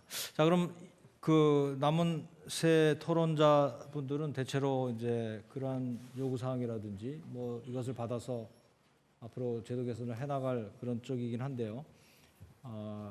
그 공단, 심평원, 복지부 여기 역순서대로 해서 우선 공단의 김영민 신약관리부장님 부탁드리겠습니다. 네, 안녕하십니까. 네, 건강보험공단 약제관리실 김용민입니다. 일단 먼저 신약 접근성 확대 제약 혁신의 균형에 관련해서 발표해 주신 이제 김현우 변호사님 그리고 아울러 이러한 자리 마련해 주신 백종원 의원님께 감사드립니다. 일단 저도 좀 일단 다시 한번 정리를 하고자 변호사님 발표에 따르면 환자 보장성 강화 위해 신약 접근성 확대, 안정 공급, 제약 산업의 혁신의 요소가 요구되고 약가제도 인정제도 개편 내용 중 이제 희귀질환 치료제의 신속 등재, 그리고 아이소 인계값 상향, 약가 유연계약제 도입, 산정체계 개편 등에 있어 엄근된 어건 환자 접근성과 안전 공급, 혁신 이런 요소가 발생된지를 각각의 그 제도 요소에서 설명을 하셨으며, 제약기업 인정제도 개편 사항으로 종전 대비 매출액 대비 의약품 연구 개발비 비율 기준 상향, 그리고 국내 외국계 혁신형 제약기업 구분화, 그리고 심사 항목 간소화 등을 이제 제도 개편에 대해서 소개한 바 있습니다. 일단 먼저 이제 발제자 변호사님께서 말씀하신 바와 같이 금번 약가 제도 개편은 신약 개발 생태계 조성, 그리고 수급 안정 의약품 안전적 공급 체계 마련, 약가 관리와 합리화를 위해 환자 접근성을 높이고 제약사의 선순환을 제고하며 약품 지급관의 효용성을 높이고자 추진되는 것으로 저희는 알고 있고, 그것에 따라서 저희 공단도 지금 정책 지원하고 있습니다. 먼저 이제 저희가 좀 건강보험공단에서 조금 주력적으로 이제 조금 이 약가 제도에서 조금 이제 가장 먼저 이제 도입되고 좀 가시화됐다고 할 수 있는 약가 유연계약 제도의 경우 이제 4월부터 도입이 되었고, 금번 5월 기준으로 해서 총 12품목의 유연계약이 체결되고 6월 1일부터 새로운 약제 급여 목록과 유연계약을 적용받은 것이 이제 시행이 되게 됩니다. 네, 그러한 것은 이제 신약 접근성 제고, 그리고 국내 개발 의약품의 대경쟁력 강화 등을 위해 도입된 제도로서 공단과 제약사는 대외적으로 고시되는 약제 금여 목표 금액과 협상을 통해 합의된 별도 합의 상한 금액을 계약해서 이제 MFN 같은 여러 가지 글로벌 프라이싱과 이제 그 코리안 패싱 이런 것에 대한 대외적인 이슈를 영향을 최소화하고 국내 신약을 도입을 하여서 국내 환자들에게 급여 유지가 될 수 있도록 기등제약제를 포함해서 제도를 운영하고 있습니다. 그리고 지금 현재 이제 도입 추진 중인 희귀질환 치료제 신속등재 시범 사업의 경우 치료적 요구가 높은 희귀질환 환자의 건강보험 보장성을 위해 그 심평원에 대한 급여 저조서 평가는 급여 기준에 순하게 간소화하고, 또 협상 같은 경우는 약가와 예상 청구의 지침에 따른 설정에 대한 협상이 아닌 계약계의 어떤 산정에 준하는 계약을 통해 등재 기간 100일 이내로 단축하는 걸 목표로 이제 사업을 준비하고 있고, 그것에 따라서 협상 단계에서 저희가 정책 지원하고 있습니다. 일단은 저희 그 수요일에 공청회 때 말씀드린 바와 같이 약간은 A8 최저가 90%로 계약하고, 그런 것의 요소는 일단 일반적인 이제 경제성 평가 생략의 수준의 비용가성에 준하는 그러한 부분을 고려했고, 총액은 이제 좀 시의성과 이제 신속성을 고려 제약사 제출 금액 기준을 하되 이제 차년도 총액은 실제 총액 기반하도록 해서 짧은 협상 기간 내에 이제 할 수 있도록 저희 협상 단계에서는 그렇게 되고, 이외에도 여러 가지 신속등재 대상 선정이라든가, 그리고 급여 기준과 성과평가 급여 조정안, 그리고 사업 관리에 대한 부분을, 그리고 대상 선정 이런 부분에 대해서 저희 또 그 공단의 입장에서 계속 정책 지원하고 있습니다. 이러한 일단 먼저 이제 그러나 이제 이러한 접근성 제고 정책은 신약 도입이 계속 증가하게 되고, 그런 것에 따른 약품비는 지금 현재도 지금 약품비의 증가율은 신약을 포함한 그 효능군에 대한 증가율이 일반적인 효능군에 비해서 좀 높은 것 같습니다. 그래서 건강보험 지속 가능성 제고 측면에서 종합적인 재적 관리에 대한 부분이 필요할 것 같습니다. 일단은 저희가 공단이라 하면 이제 재정에 대한 관리다 보니까 좀 주기적인 어떤 약품비 관리와 그것은 피드백에 대한 체계가 아직 제대로 갖춰 있지 않은 것 같습니다. 어떤 약품비를 좀 모니터링하고 단순한 약품비의 총액이 아닌 지출 증가 요인의 신약과 제네릭 등 약제 관점이라든가 혁신형, 비혁신형 등의 기업 관점, 그리고 경증, 중증 질환 등 어떠한 질환 간의 관점 등에서 이 다각점 관점에서 그것의 어떤 증가분이라든가 이런 것들을 좀 평가하고, 이것이 어떤 향후 이제 좀 국민건강보험 종합계획이라든가 좀 중장기적인 계획에 좀 제조 개선에 반영할 수 있는 어떤 선순환 피드백 체계에 대한 약품비 관리 체계가 정립되어야 되지 않을까 생각이 됩니다. 그럼에도 불구하고 저에게 오늘 이제 사무총장님 언급이 있는 것처럼 특히 희귀질환에 대한 접근성에 대한 급여율이 좀 낮고 그것에 따라서 지금 현재 약이 지금 어떤 질환에 대한 약의 비율이 낮은 부분에도 있음에도 불구하고 그 약 자체가 급여가 되지 않은 부분에 이제 매우 공감하고 있습니다. 그러한 접근성에 대한 부분이 아까 말씀드렸던 그 사업이 적극적으로 추진되도록 저희는 기관에서는 좀 정책 지원을 적극적으로 하도록 하고 그리고 하도록 하겠습니다. 그리고 또 좀 잠깐 이제 KRPI 최인아 전무님께서 언급드린 거에 말씀을 드리면 어떤 재원에 대한 어떤 그 중증 질환의 부담이나 이런 부분도 포함해서 어떤 그런 부분에 대한 사회적 합의와 급여 우선순위, 한정된 재원의 분담과 급여 우선순위까지 많은 고찰이 필요할 것 같습니다. 그럼에도 불구하고 어떤 중증 질환의 재정의 지원 부분은 하지만 그래도 다양한 이해관계자의 사회적 합의가 같이 이루어져야 하는 부분이 있습니다. 그리고 또 아까 언급하셨던 적응증 기반 약가 결정이라든가 이런 거는 사회적 후생에 대한 효과와 같이 그리고 다른 약제의 형평성 이런 부분도 같이 고민을 해야 되기 때문에 그런 부분을 할 때 있어서는 학계, 가입자 그리고 환자 단체 그리고 이러한 사회적인 그 논의와 합의안의 부분이 필요하지 않습니다. 도출이 돼야 될 것 같습니다. 아무쪼록 저희 건강보험공단은 신약 접근성 및 약품비 지출 관리 제고를 위해 약가제도 개편 사항을 정책 지원하고 있으며 이러한 이해관계자의 의견 수렴이라든가 이러한 세부 방안을 마련 제도 발전에 선순화되도록 노력하겠습니다. 네, 감사합니다. 예, 바로 이어서 심평원의 이종환 약제 평가부장님 부탁드리겠습니다. 네, 안녕하세요. 제 소개받은 심평원 약제평가부 이종환 부장이라고 합니다. 네, 우선 이제 이런 자리를 좀 마련해 주신 백종원 의원실이랑 쿠키뉴스 쪽에 감사를 드리고요. 그리고 김현원 변호사님 발표도 감사히 잘 들었습니다. 그 신약 접근성 확대랑 제한 혁신 균형 이제 이렇게 이제 주제로 해서 이제 그 토론회가 마련이 됐는데요. 이제 좀 그래서 저희는 이제 그 복지부의 정책을 지원하는 어떻게 보면 실무 기관이기 때문에 이제 그 부분을 조금 위주로 말씀을 드릴까 하고요.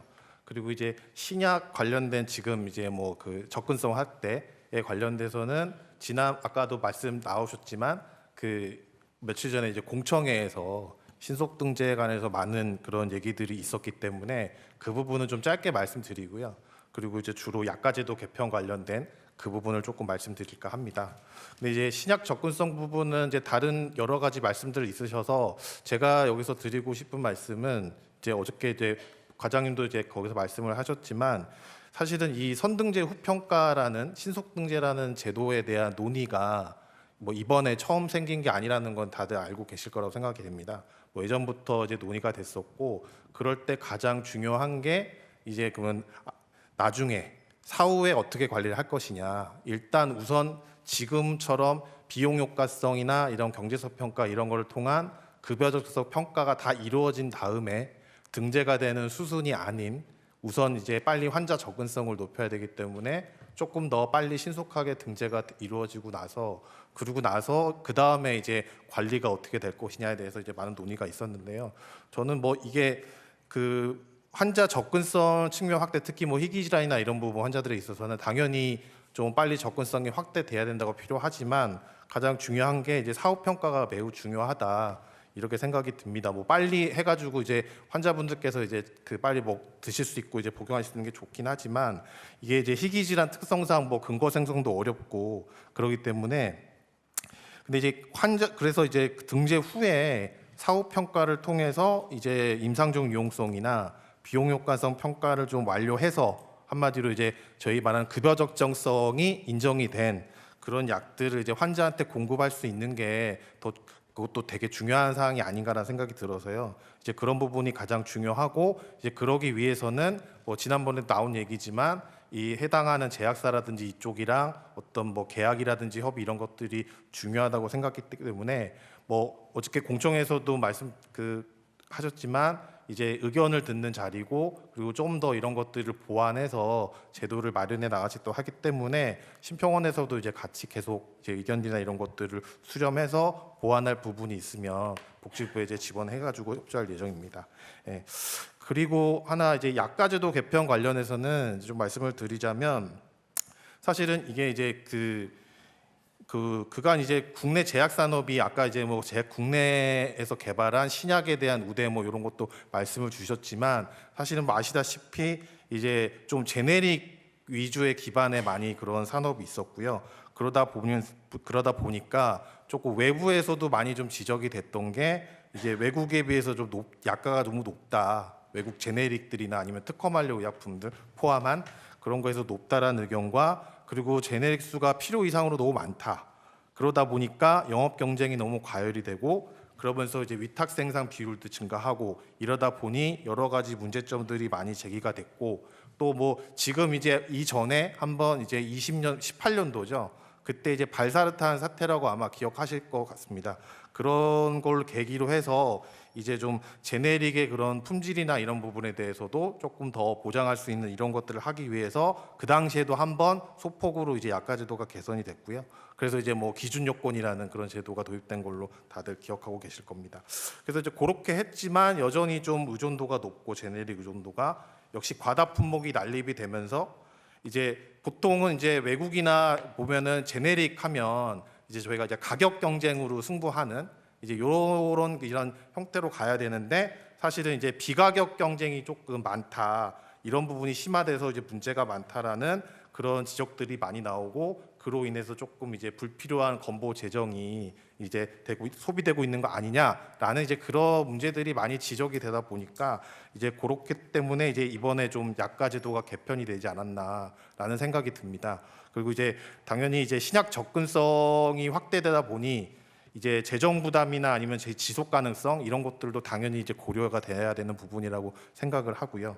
근데 이제 뭐 다 아시겠지만 이제 그렇게 해서 발표를 하고 나서 이제 뭐 저는 지금 심평원에서 가고 있는 주요 담당이 이제 기존 약제 재평가 관련된 부분 업무이기 때문에 이로 인해서 이제 제도가 바뀌면 아시겠지만 기존에 등재된 기등재된 약질에 대한 이제 재평가를 수행해야 되는 부분입니다. 한마디로 이제 약가를 좀 인하해야 되는 이제 그런 부분이 생기는 거죠. 근데 이제 그러다 보면 당연히 이제 뭐 그런 채산성이나 이런 문제 때문에 뭐 수급 불안정이 발생할 수도 있고 그런 부분이 가장 뭐 정부에서 저희도 그렇고 환자분들도 그렇고 회사에서도 가장 걱정하시는 그런 부분이라고 생각합니다. 그래서 이제 그런 부분을 조금 보완하기 위해서 지금 이제 아까 말씀 좀 나왔지만 퇴장 방지 의약품 뭐 좀 우대하는 제도 개선이랑 이번에 좀 새롭게 나온 그 수급 불안정 선도기업 이제 태방 의약품들을 조금 많이 생산하는 회사들에 대해서 조금 우대할 수 있는 그런 것들도 있었고요. 그리고 이제 필수 의약품이나 이런 것들 뭐 의약 주권 뭐 이런 얘기들이 나왔기 때문에 원료 직접 생산 아까 말씀하신 그리고 저희가 국산 구필이라고 얘기를 하는데 국산 원료를 사용한 국가 필수 의약품 그 다음에 이제 항생 주사제 그리고 소화용 의약품 특히 실업제 이런 부분에 대해서는 이제 이번 제도와는 좀 별다르게 그 약가를 조금 더 올려주는 인상해주는 우대해주는 방향으로 이렇게 잡아서 이게 약가 인하에 따른 조금 제약 업계에 미치는 여파가 좀 최소화되면서 그리고 반드시 좀 이제 공급이 계속 돼야 하는 그런 의약품들에 대해서는 조금 이제 우대 방안이나 이런 것들을 마련해서 이제 추진해 나가려고 하는 것으로 이제 알고 있습니다. 그리고 이제 그 혁신형 제약기업 관련해서는 저희가 이제 그 혁신형 제약기업이 뭐 기준이나 이런 부분은 이제 저희 쪽에서 직접 하진 않지만 이제 하기 때문에 혁신형 제약기업 같은 경우에는 예전부터 계속 이제 제도가 있어 왔지만 이번에 아시다시피 새롭게 이제 준혁신형 제약기업이라는 그런 제도가 조금 개념이 도입이 돼서 그 부분에 대해서도 이제 약가가 다른 그 일반 기업보다는 조금 우대하는 방향으로 이제 검토가 되고 있는데요. 그 저희 같은 경우는 이제 재평가를 수행해야 되는 그런 입장에서 보면 뭐 다 발표돼서 아시다시피 혁신형 제약기업이나 이제 준혁신형 같은 경우에는 조금 이제 그 특례 기간이라고 저희가 표현을 했죠. 그 부여를 해가지고 조금 이제 연차적으로 단계적으로 인하를 해서 이제 한꺼번에 지금 막 쭉 내리는 것보다 이제 조금씩 이제 연차별로 내려서 좀 충격이 좀 덜하게 함으로써 이제 그 혁신형 제약기업이들이나 준혁신형 같은 경우에는 말씀하신 것처럼 이제 뭐 R&D 비중이나 이런 것들을 고려해서 이제 선정이 되는 걸 아시고 목적이 이제 이런 회사들이 좀 이렇게 열심히 R&D나 이런 거에 투자를 해서 말씀하신 것처럼 국내 회사들도 신약이나 이런 거를 개발을 할 수 있게 되게끔 이렇게 이제 지원하는 걸로 생각하고 있기 때문에 그런 거에 조금 덜 영향을 끼칠 수 있는 방향으로 해서 그렇게 이제 그 조금 더 특례 기간과 부여되면서 이제 인하 시기를 늦추는 이렇게 이제 진행을 하려고 그렇게 이제 검토를 하고 있는 중입니다. 그래서 이제 일단은 저희가 이제 이렇게 해가지고 지금 뭐 복지부에서 해가지고 같이 검토를 하고 있는 실무적으로 검토를 하고 있는 중인데요. 아직 이제 아까 말씀하신 뭐 국내 집정 생산 자회사 인정 부분이라든지 이런 부분들은 그때도 한번 저희가 민간협의체를 한번 이제 개최를 했을 때 제약업계랑 한번 이제 대화를 했을 때 그런 부분을 좀 말씀을 주시기도 하고 해서 이제 그 부분을 이제 계속 검토 중인 걸로 저희가 알고 있습니다. 그래서 이제 그리고 이제 아까 말씀하신 예전에 제가 이제 이쪽에서 예전에 있을 때 원료 직접 생산 같은 부분은 자회사 부분을 예전에는 인정을 해주는 부분이 좀 있었습니다. 근데 그 부분이 아까 말씀하신 그런 여러 가지 문제점들이 좀 발생을 해서 아예 그냥 직접 자회사가 아닌 그렇게 바뀌었다가 이번에 이제 그 부분에 대해서 다시 이제 얘기가 나와가지고 논의가 되고 있는 부분인데요. 이 부분은 아직 저희도 이제 계속 검토를 하고 있는 중이기 때문에 앞으로 이제 뭐 그 재평가 관련해서도 계속 이제 좀 논의나 이제 이런 부분들이 필요하기 때문에 지속적으로 아직 이제 행정 예고 중이고 고시가 나고 이제 이러진 않았으니까 아직 시간이 좀 있다고 생각을 해서 그 부분에 대해서는 조금 더 논의할 수 있는 부분이 마련이 될 거라고 생각을 합니다. 네, 이상입니다. 네.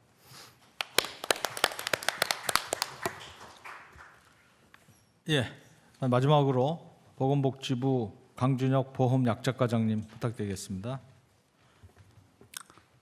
네, 안녕하세요. 보건복지부 보험약제과 강준혁 과장입니다. 만나서 반갑습니다. 우선 오늘 이 자리를 마련해 주신 이제 백종원 의원님하고 쿠키뉴스 한장희 대표님께 감사드리고요. 제가 한 2주 전 5월 18일부터 보험약제과장 업무를 시작을 했습니다. 그래서 오늘로 한 2주가 되는데요. 열심히 현장의 의견을 듣고 있습니다. 그리고 이제 업무가 이제 바뀌다 보니까 이제 관심사가 좀 많이 또 그쪽에 치중해서 바뀌면서 이제 거의 이제 매일 기사를 보면서 특히 이제 희귀 질환자분들의 치료 접근성에 대한 문제에 대한 기사를 많이 보고 있습니다. 그런 기사를 볼 때마다 아마 이제 정부는 많은 노력을 했다고 했지만 이제 우리 사무총장님이 얘기하신 것처럼 제도는 좀 이렇게 현실에 비해 좀 더딘 것 같아서 그 부분 좀 이렇게 마음 무겁게 생각을 하고 있고요. 지속적으로 좀 노력을 하도록 하겠습니다. 아마 현장에서 많은 의견 주신 거에 대해서 이제 저희 공단하고 심평원 분들께서 많이 얘기를 해주셔가지고 뭐 제가 디테일하게 설명을 드릴 거는 아닌 것 같고 좀 이야기하고 싶은 게 크게 이제 두 가지가 있는데요.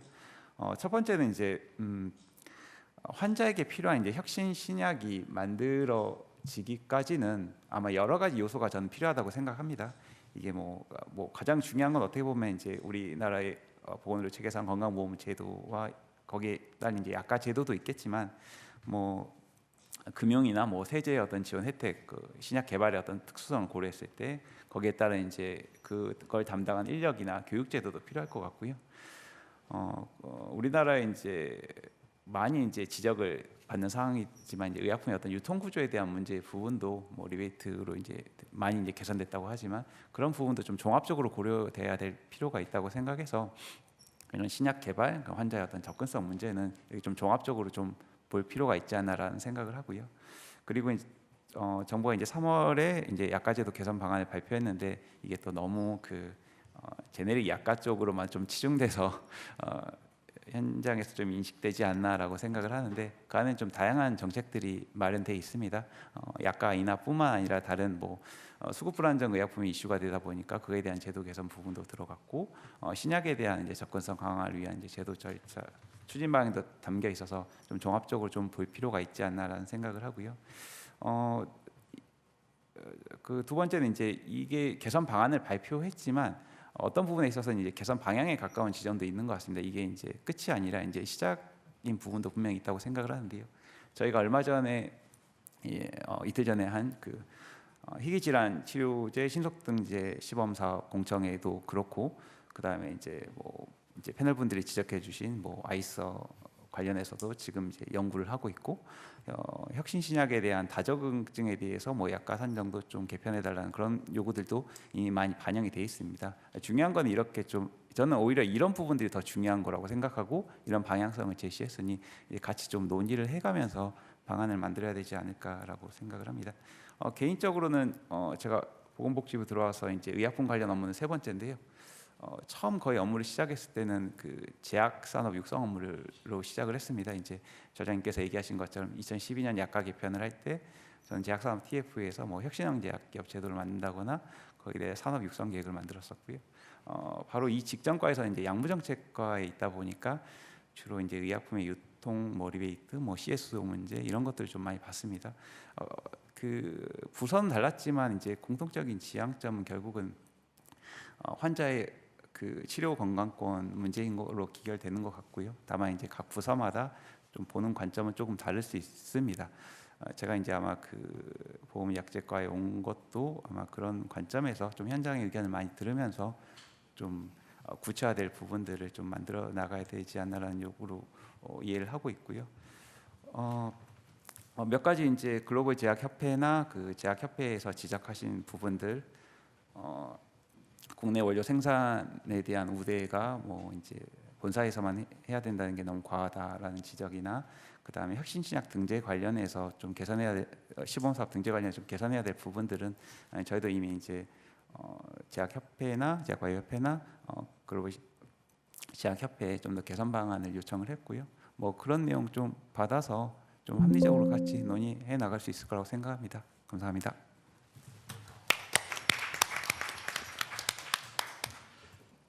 제가 오늘 말씀을 들으면서 또 많은 유통 분야도 또 우리 관관님께서 다 경험을 하셨다고 하시니까 드는 생각. 저도 이제 보건 정책 분야는 굉장히 오랫동안 했었죠. 건정심부터 뭐 약을 직접 했다기보다는 모르겠지만은 예를 들어서 우리나라의 그 약가 수준 또는 약제비 수준이라고 하는 것이 이제 OECD 평균을 보면은 옛날에는 그 여러 가지 지표가 나오지만 가장 많이 인용되는 지표가 전체 국민의료비 또는 경상의료비 대비 그 약제비 규모가 얼마나 되느냐, 그런 게 많이 인용되는 지표고요. 또 1인당 약제비도 많이 이용되고, 그때는 이제 환산을 PPP로 하고 이렇게 해서 비교를 하고 하는데, 항상 보면은 우리나라가 그 약제비 비중이 좀 높은 나라, OECD 평균보다 높은 나라. 옛날에는 훨씬 많이 높았는데 지금은 그래도 뭐 그 차이가 거의 OECD 평균에 많이 수렴해 가고 있어요. 그러니까 OECD 평균이 한 20% 근처라고 하면 우리나라가 한 2~3% 높은 뭐 이런 수치 정도인 것 같고, 그런데 그 이유는 이제 분모가 되는 의료비 자체가 우리나라가 조금 낮은 편이었기 때문에 상대적으로 약가가 높은 것처럼 보이는 그런 측면이 있죠. 그러니까 서비스라고 하는 것은 되게 국가 간의 차이가 있지만 약가는 국제적으로 유통이 되기 때문에 국가 간의 차이가 많지 않아서 생기는 현상이기도 한데, 그래서 이제 GDP 대비 비율로 보면은 OECD 평균 국가와 비슷한 수준이었어요, 우리나라가. 자, 제가 이 말씀을 드리는 거는 지금 결국은 아까 여러 가지 갈등 구조라고 했는데, 지금 예를 들어서 희귀난치성 질환의 이 어려운 상황에 신약 접근성을 높여야 된다라고 하면 굉장히 높은 가격을 주더라도 급여 확대를 하고 해야 된다라고 하는 주장을 하게 되죠, 그죠? 그렇게 되면은 이제 일반 국민이나 또 다른 환자 입장에서 볼 때는 일정한 그 재정 한계 속에서 보다 그 전체적으로 대상자가 많아서 전체 국민으로 봐서는 효과성이 더 높은, 합쳐서 볼 때 그런 쪽에 더 비중이 있게 둬야 되지 않느냐라는 그런 생각을 할 수 있겠습니다. 그런데 전체적으로 보면은 조금 전에 말씀드린 대로 약제비 전체 규모 자체는 어느 정도 정해지고 평균 수준에 있는 걸로 이렇게 판단이 되거든요.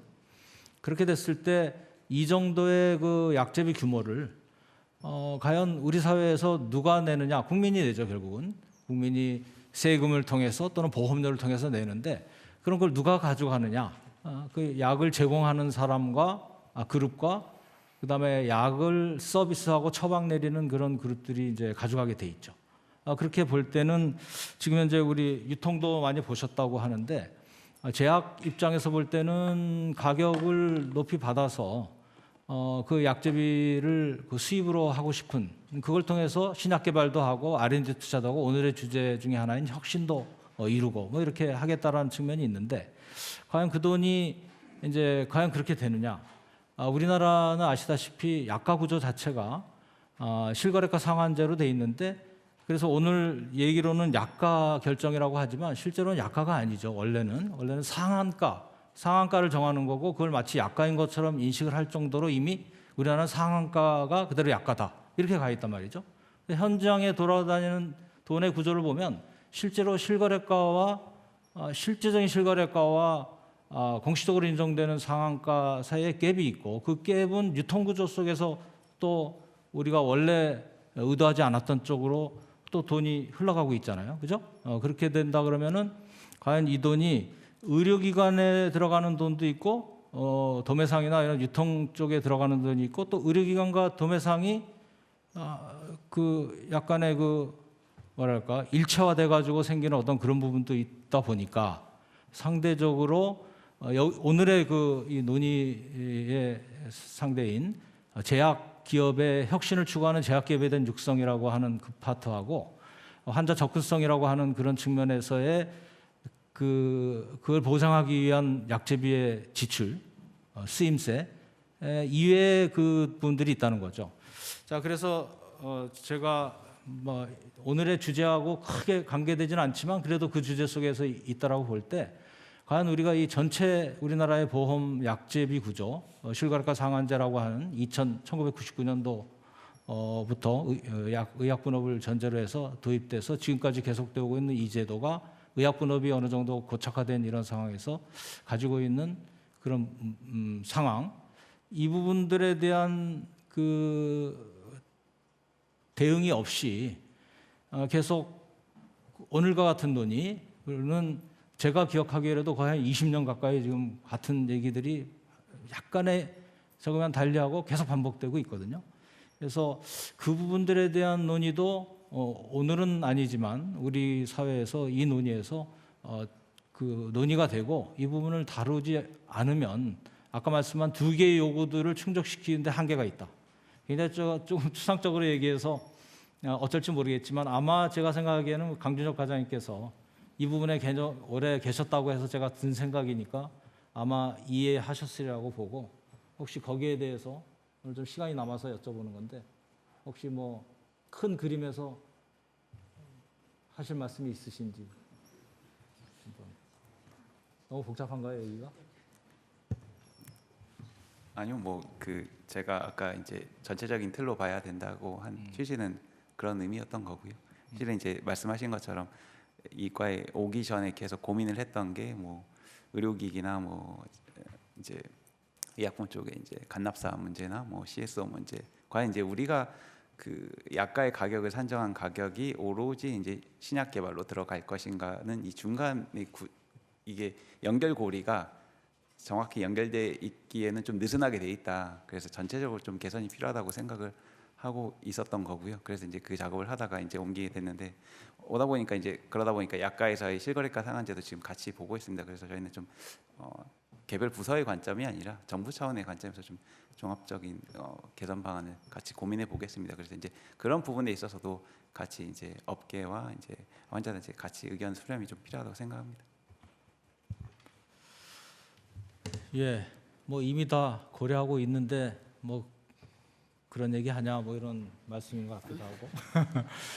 네, 제가 시간이 좀 남아서 얘기했습니다. 뭐 조금 원래 예정된 시간이 한 이 정도 되는 것 같으니까 주최 측으로 다시 마이크를 넘길까요? 네. 자, 토론자 여러분들에 대해서 한번 박수로 마무리를 하겠습니다.